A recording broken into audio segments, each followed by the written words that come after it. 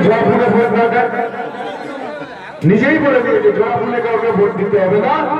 আর আদিবাসী বৃদ্ধ আর একজন বৃদ্ধ দাদু, অতএব আমাদের শ্যামপুরে ইয়াং ছেলে মেয়েদেরকে চাই, চাই কিনা, যারা দৌড়াদৌড়ি করবে, এসব ইয়াং ছেলেদেরকে চাই, ইয়াং ছেলে মেয়েদেরকে চাই যারা দৌড়ে দৌড়ে মানুষের হয়ে কাজ করবে।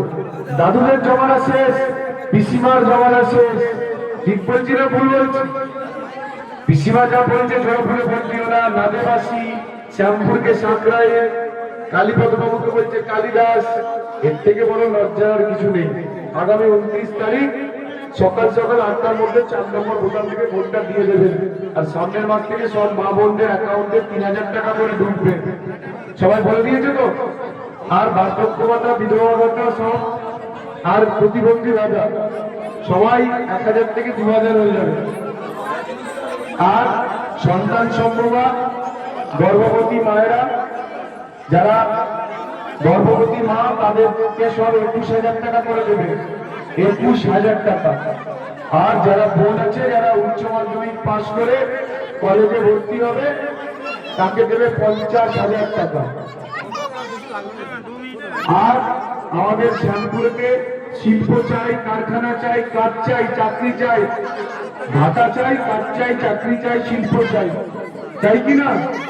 সবাই আমরা কাজ করব, চাকরি করব।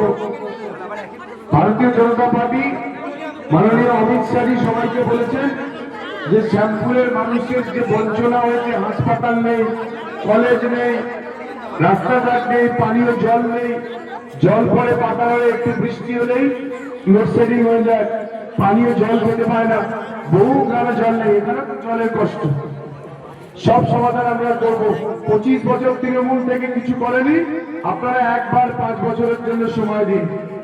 যদি করতে না পারি, সামনেই তো পঞ্চায়েত ভোট, ভোট দেবেন না?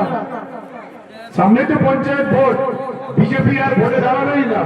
যদি আমরা যা কমিটমেন্ট করলাম, যা বললাম, সেগুলো আগামী দিনে করতে না পারি, তাহলে পঞ্চায়েতে আপনারা ভোট দেবেন না। ভোট তো আপনাদের আছে, 25 বছর ভোট দিয়েছে, আপনাদের এই কয়েকটা দিন, কয়েকটা মাস দিন, দেখুন পঞ্চায়েত ভোটের আগে আমরা কাজ শুরু করছি কি করছি না, তাই না?